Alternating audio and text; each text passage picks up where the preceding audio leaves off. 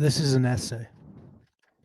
The title of this essay is Jordan Peterson, clickbait. John Vervaeke, the real bait. And the dark tides of nihilism everlapping at our shores. I recently heard a man lament that even after years of cleaning his room and doing the Jordan Peterson work, his soul was beginning to slip back into nihilism. He fears all the changes he made to better himself, like going to church, cleaning up his act, that they're just band-aids over a wound that continues to fester, which he once thought was healed. In some sense, it's the classic Romans 7. For what I am doing, I do not understand. For I am not practicing what I would like to do, but I am doing the very thing I hate. Footnote 1. That's Romans 7:15. It's also the modern cry. Am I paying you every week? If nothing's changing, I don't understand this therapy. And it is certainly the refrain of the mythic. I sat upon the shore, fishing, with the arid plain behind me. Shall I at least set my lands in order?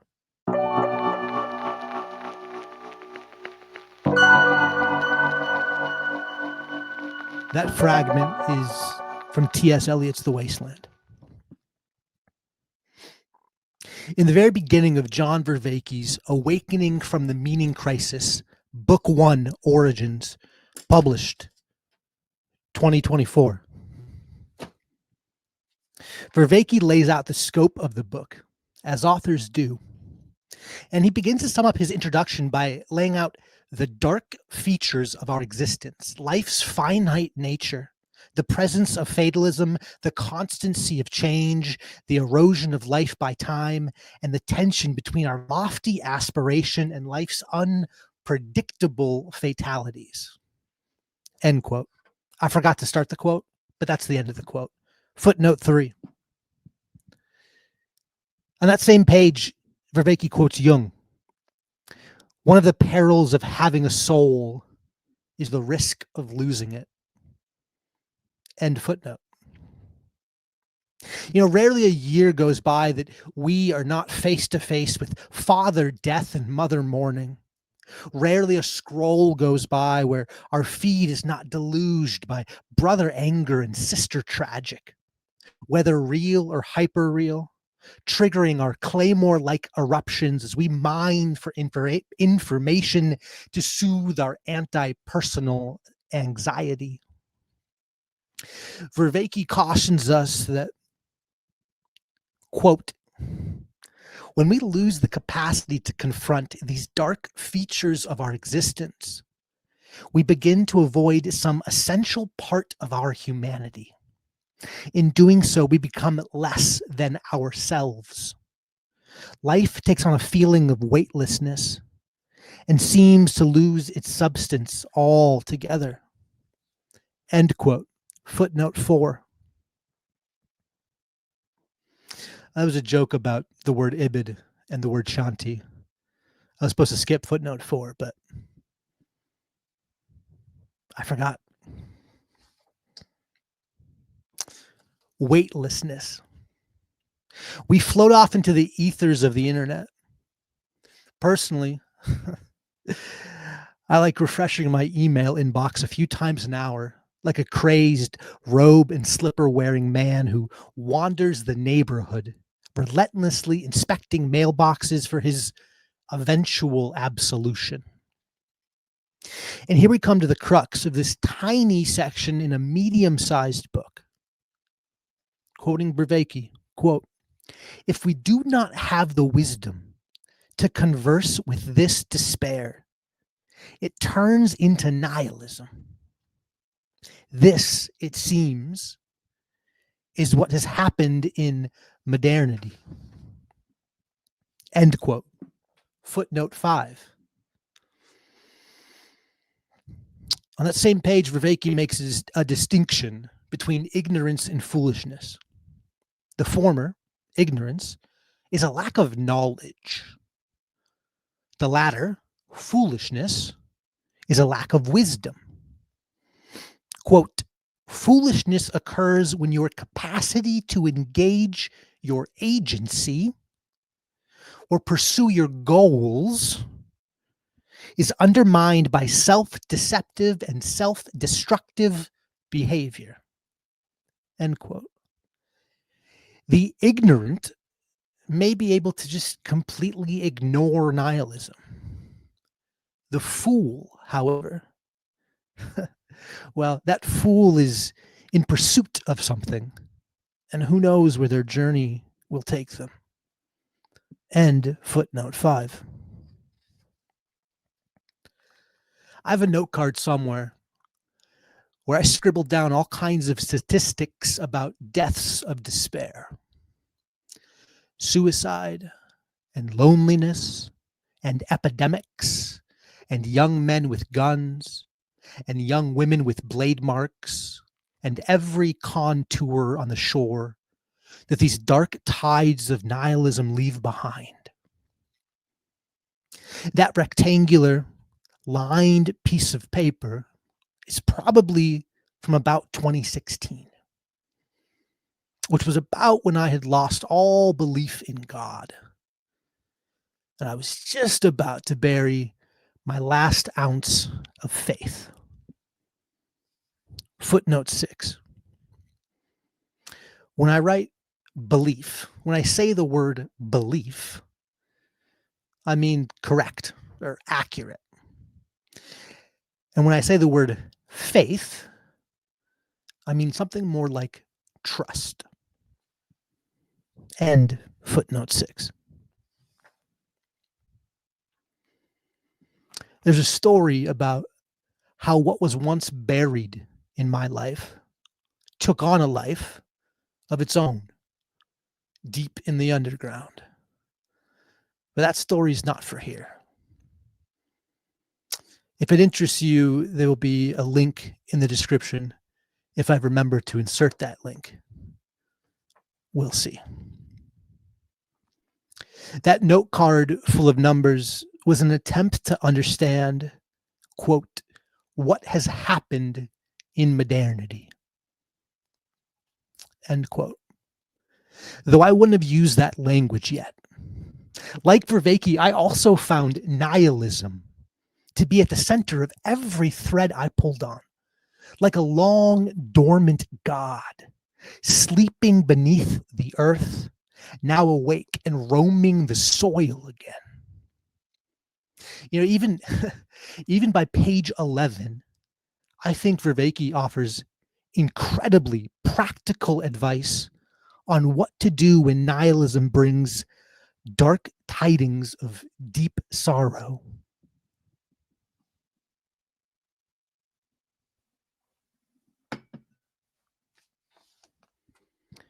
Quoting Vervaeke from page 11, quote, if we do not have the wisdom to converse with this despair, it turns into nihilism, end quote. First, there's an if. Despair does not automatically translate into nihilism. Despair will come knocking. But perhaps nihilism can be kept at bay. Here's one of my dominant mental models. Every ism is a niche, begging for a scratch behind the ear so that it can suck the life out of you. When despair appears on my doorstep, I am trying to remind myself that nihilism is crouching at my door, longing for me. Yet I may rule over it. Footnote 8. That last little fragment that's in italics, However, I don't know how to speak in italics, but crouching at my door, longing for me, yet I may rule over it. That fragment is from Genesis 4:7, which is an ancient poem nestled inside the story of Cain and Abel. In Genesis, sin is swapped for nihilism, and it crouches at a tent flap rather than a door. Some things change across time, others don't. End footnote 8.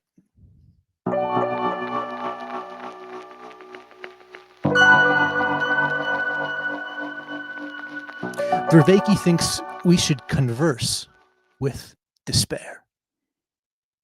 In the story of Cain and Abel, which is a story that has played out so many times in my own life, immediately after God warns Abel of the sin-like beast that is coiled up, ready to leap at him as soon as he steps outside of the tent, Cain kills his brother. This sin thing devours Cain, and Cain devours his kin. And I am reminded of every moment that I have opened the door to despair and decided to take a swing, to go for a wrestle, only to realize that nihilism has dog-piled on top and is kicking the ever-living shit out of me. Moments like that, moments like that are always followed by weeks where I become a miserable human being to interact with. Just shoveling nihilism into whoever's ears or giving me the time of day. Much of what I encounter in nearly every internet algorithm is coded with that poor paint job of nihilism, leaking fumes. Footnote 9. There's part of me that feels I'm bullying our current slate of technology without laying out the beauty and wonder of FaceTimes with faraway family and 3-second inside joke videos shared on group chats that make you belly laugh.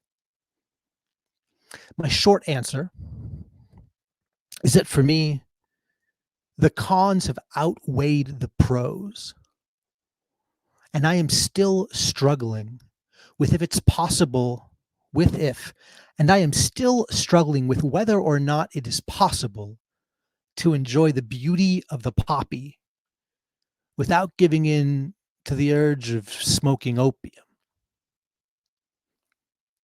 Part of the problem is that there's far more friction in the natural temptation than the digital one. I can't make opium in 30 seconds. If you can, let me know in the comments. End footnote 9.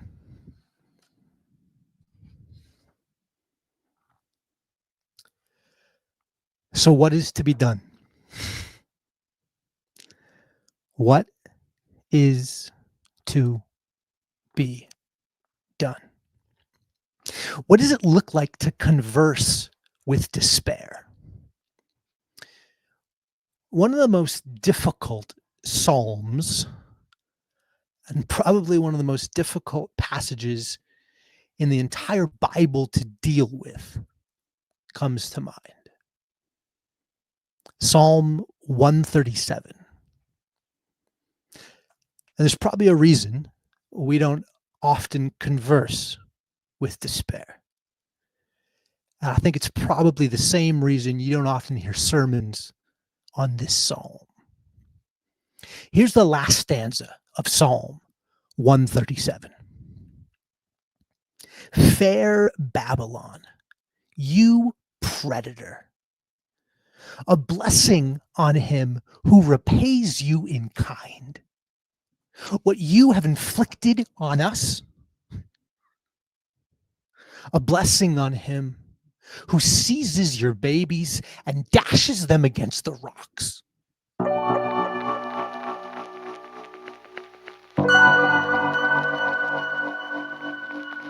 This is the prayer of someone who has been devoured by sin and by nihilism, screaming at their God to do something and begging their kin to go out into the field and kill innocent children in perhaps the same way Abel was killed. Rock to skull. Footnote 10. In the above psalm, the psalmist / exile living in Babylon clearly has Isaiah 13:17 on their mind. Not only that, but according to the Babylonian records that we do have, Cyrus, the king of Persia, took Babylon peacefully. Thankfully, not every prayer is answered. End footnote 10. Maybe Babylon did strike the first blow. But first blows are soon forgotten. He said, she said. Time buries the events, and only the stories are left, knocking about in our cultural imagination. Soon, as always, despair will come knocking with nihilism crouched right outside the door. And what I'm trying to argue is that we must invite despair in, leaving nihilism at the doorstep uninvited like a vampire. Footnote 11.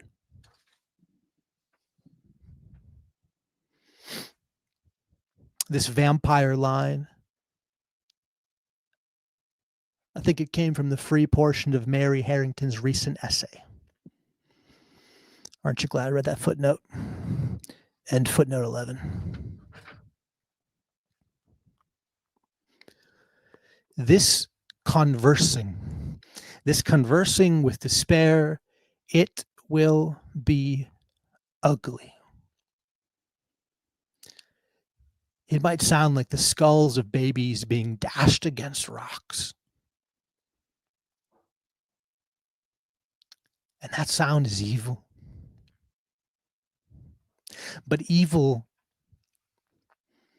needs a place to go, for it cannot stay in our hearts.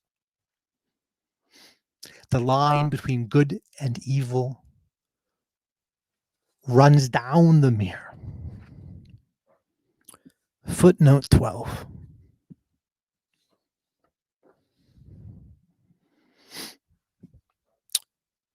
The part in italics, which I still don't know how to speak, the line between good and evil running down the mirror. That comes from the Gulag Archipelago, which I have not read, and was written by Alexander Solzhenitsyn. End footnote 12. You know, perhaps part of prayer is the active pushing out of evil from the body. If the line between good and evil runs down the mirror, and if half our body generates wickedness, then perhaps half our words should be prayer.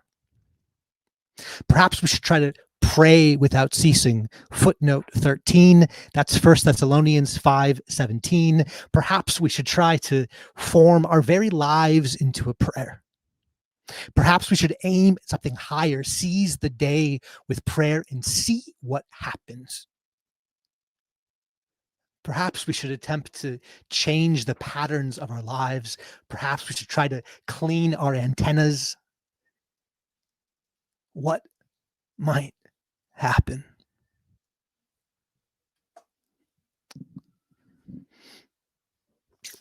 You know, at the beginning of this essay, somewhere, I quoted Romans 7.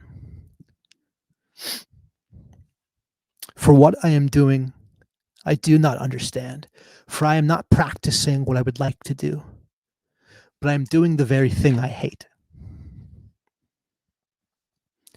Later on in Romans, Paul writes, wretched man that I am, who will set me free from this body of this death? Thanks be to God through Jesus Christ our Lord. Footnote 14. That was Romans 7:24. Did you hear the part where Paul says death has a body? Is Paul captured by the body of this death? Does Christ in me do the pushing out of evil for me? Is the Spirit of God, the Spirit of Christ, is this Spirit, is it like a magnet that draws evil through our breath and into the wind?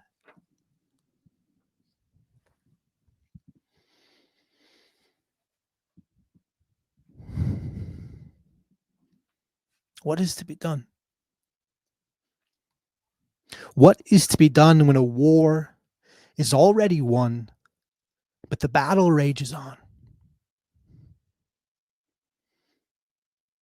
I think we converse with despair. I think we converse with despair in our interior realm. We let nihilism wait, shivering like a madman going door to door, desperate for a fix. We give God our good, our bad, our ugly. We offer up the parts of us that we'd prefer to pretend don't exist. I can't barely say that sentence because the truth is there are parts of me I don't want to let you know exist. We offer up the parts of us that we prefer to pretend don't exist.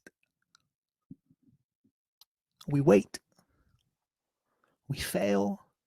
We ask for help. We fail more. We wait longer. We trust. We fail even more. We trust even more. For the war has already been won through Yeshua, the wild Galilean, the anointed one, the king who sits on a throne at the center of the universe.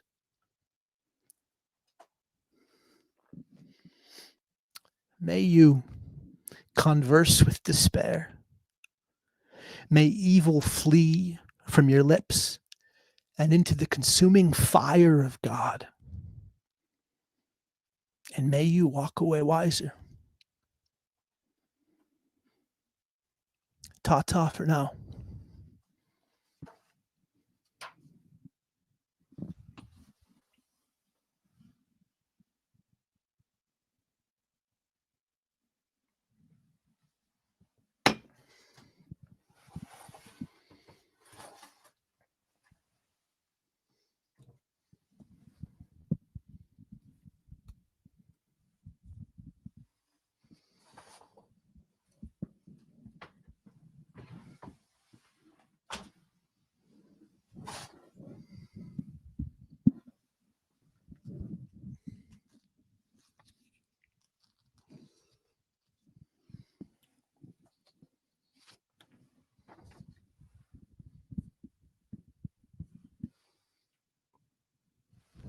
I missed footnote 14.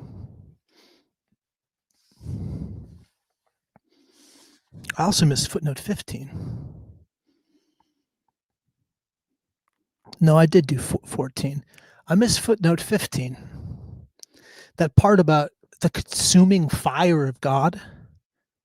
That's Hebrews 12:29. It's like writing secret notes and burning them up in the fire. I think release valves are good for the soul.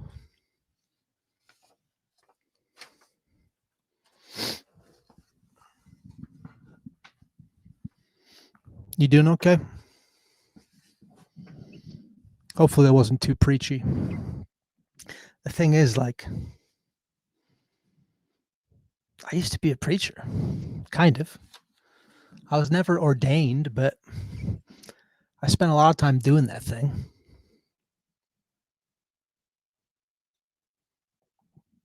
Now I'm on the internet and I've got a microphone again.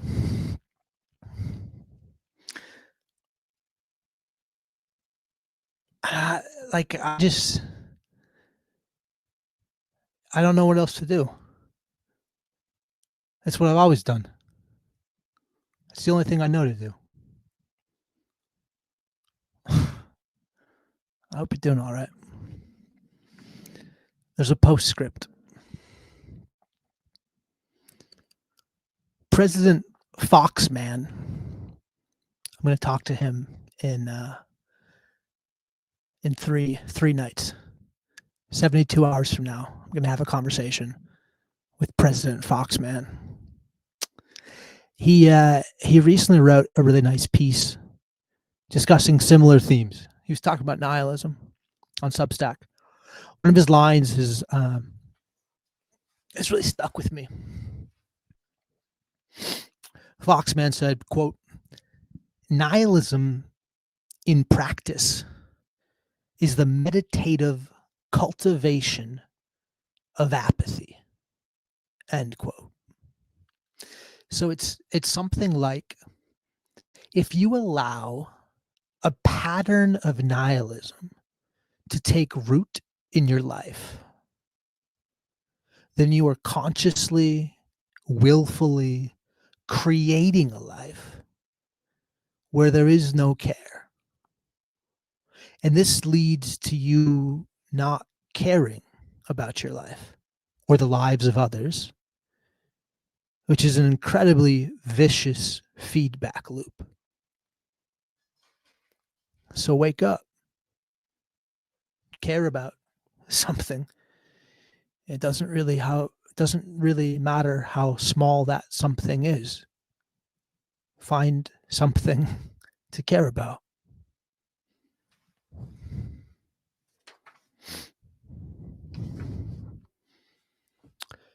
There's a meta script.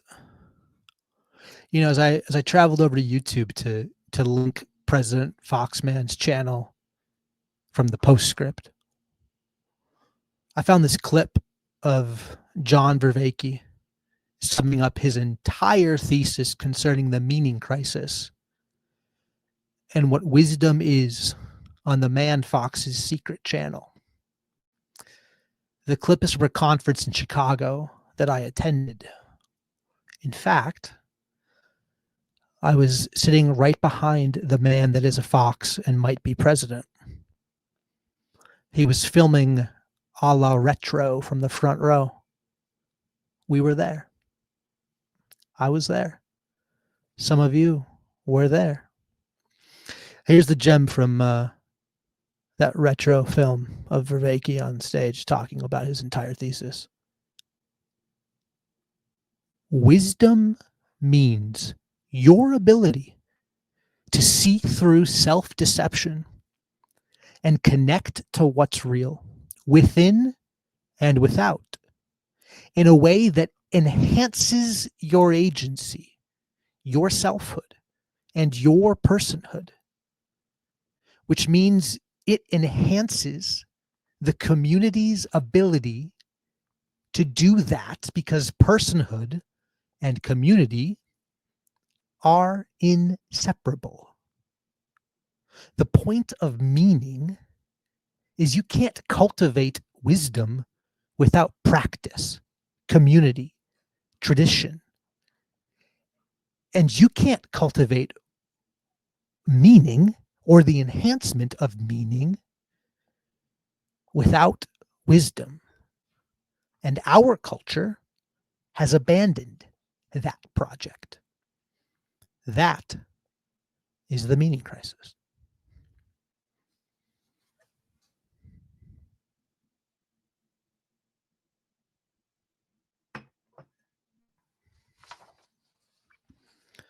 Post script.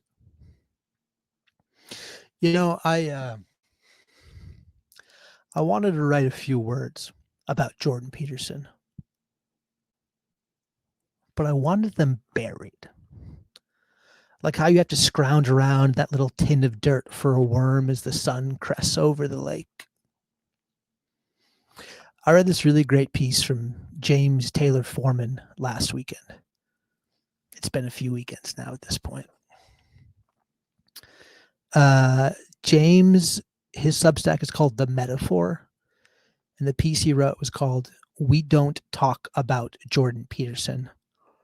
And the first part of the sentence that I can see from this picture says, "I had a dream that I was in Jordan Peterson's attic, ... There's 146 comments on this piece. It's a pretty good piece. If you like reading things, you should read James Taylor Foreman's essay at his Substack, The Metaphor, titled, "We Don't Talk About Jordan Peterson." I don't want to ruin the ending because it's worth the read. But this is a non-spoiler from the final paragraphs that I don't think James would mind me clipping. Quote, "Thanks to that sacrifice, I can sidestep his battle, Jordan Peterson's battle, altogether and just fight my own." End quote. What sacrifice, you ask? What sacrifice is James Taylor Foreman referencing? You'll have to go read the piece. So like as I was sitting there a few weeks back writing this to you,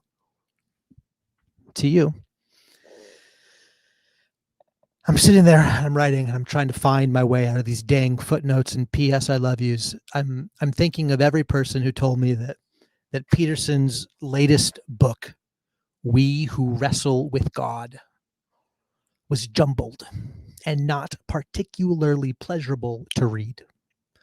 More specifically, I'm thinking of a phrase that is apparently central to Peterson's recent jumbled argument turned tome. God is the spirit of adventure that's calling you forward, or something like that. So here's my 2 cents. Imagine a narrow pass that funnels you into a deep valley. In the center of the valley is a fire-breathing dragon who not only hoards gold, but swallows ancient libraries. The belly of the dragon has an unusual mix of low humidity and minimal moisture, perfect for the preservation of papyrus scrolls. Jordan Peterson fought the dragon, the meta battle. And after the dragon's demise, once it was opened up, once its treasure was shared, new battles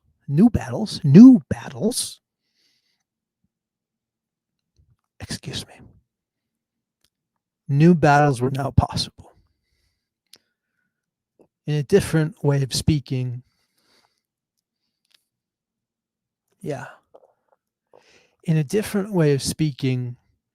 Jordan Peterson did battle with an egregore, and you rarely, if ever, walk away whole from battles of that kind. Now there's this tweet that I embedded. It's from Jordan Hall, but Jordan Hall embedded a tweet in his tweet, so we got to start with that tweet. And that tweet says, "I have to add my 2 cents here. I think the mental emptiness people are detecting is not non-existence or hollowed outness, but paralysis. Certain egregores paralyze parts of the human psyche when they get a hold of you." And then Jordan Hall says, I've come across these and a few other related diagnoses in the past few weeks. And I think they are all useful perspectives on the underlying reality. I could add a lot here. See this video from 5 years ago for some thoughts.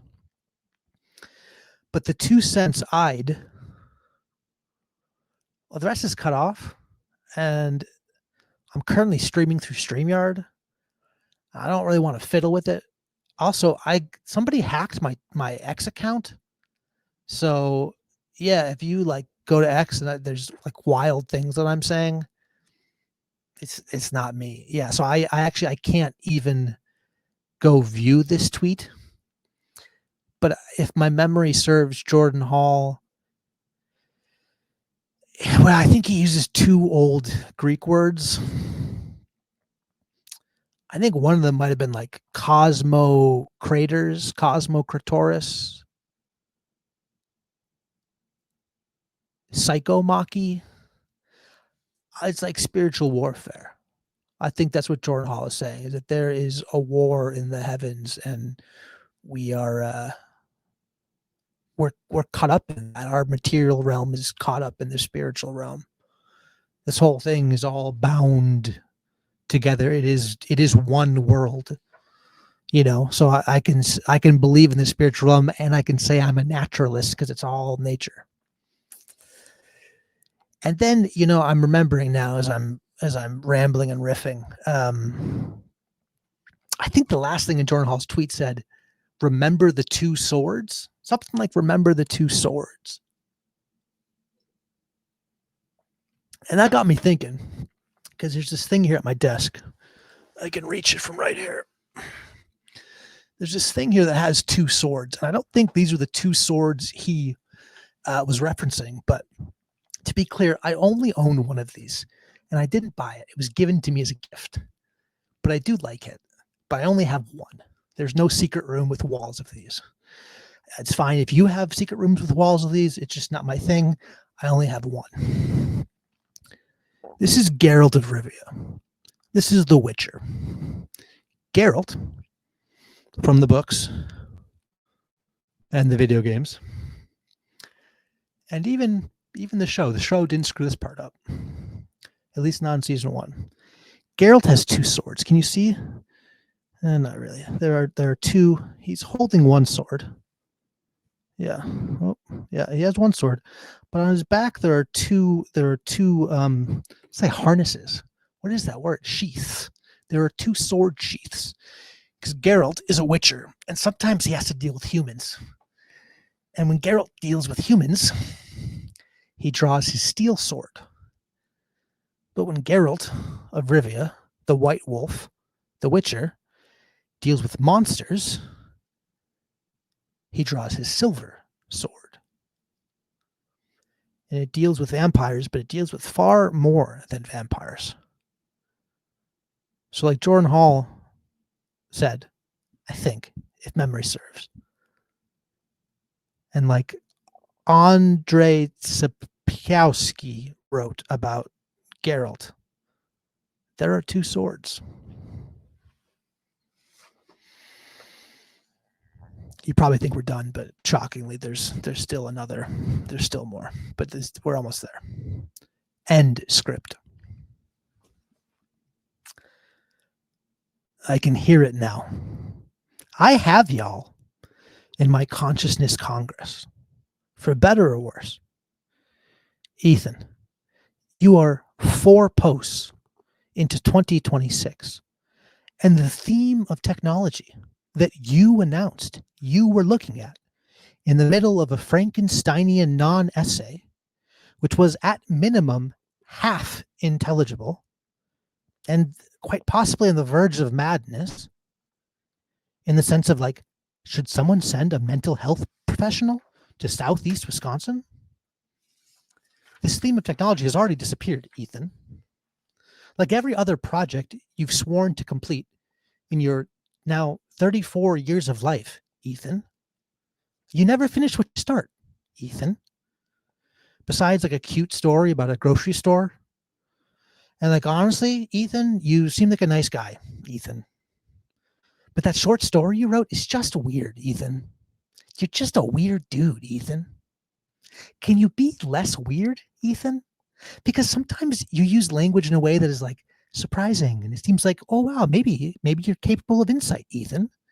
If you could keep anything in your sights for more than a week, Ethan. Like technology actually feels like it's kind of pressing right now. Like, especially with how depressing things can get. Maybe like stay on task this year, Ethan. Yeah, I hear you.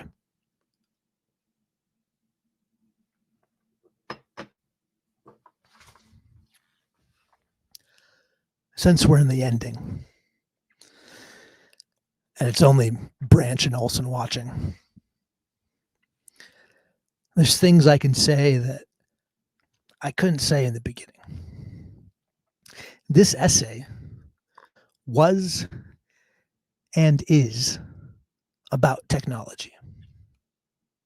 Nihilism is a technology. But now we're to the territory of definitions. And there's no time for more than a rushed explanation. These isms that are begging for your and my attention, they are technologies in the oldest sense of the word. Last year, I was doing some research on a topic I was loosely calling American Elohim. There's a reason cultures forget.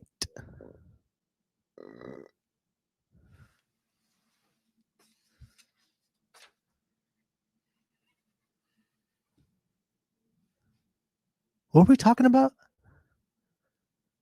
I forget.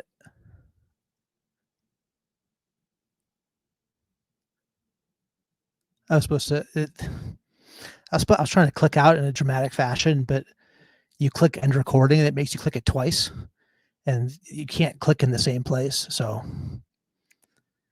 yeah, I kind of ruined the. Wow, that was a little slow.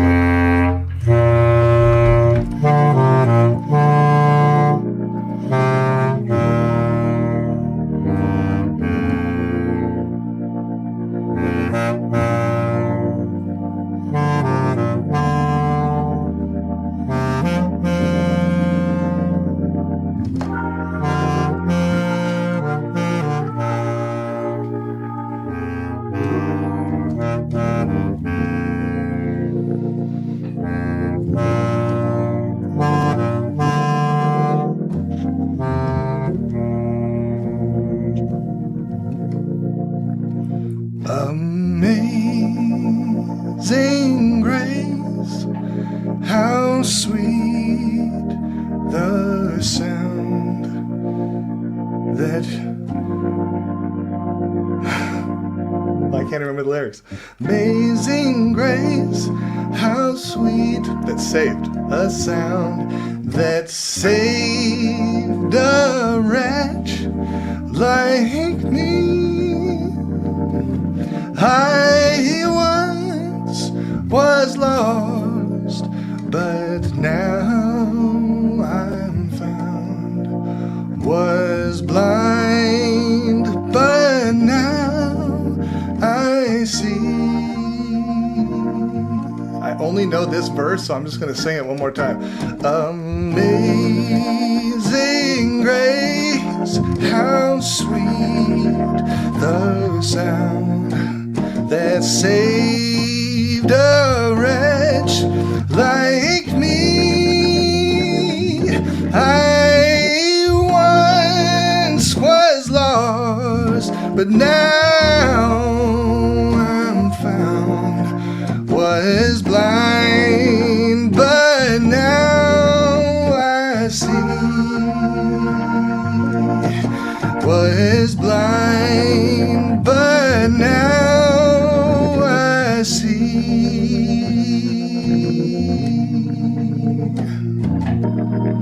Hey Brian, College Station. Hey Daniel, Charles, Little Corner, Jasburg. Nice to see y'all.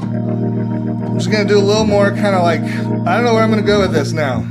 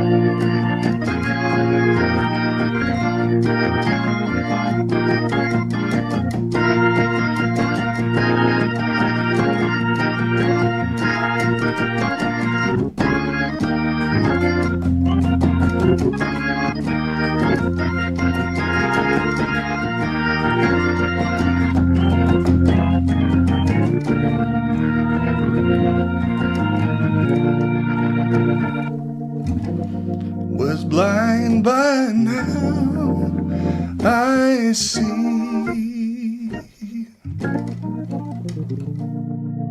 All right.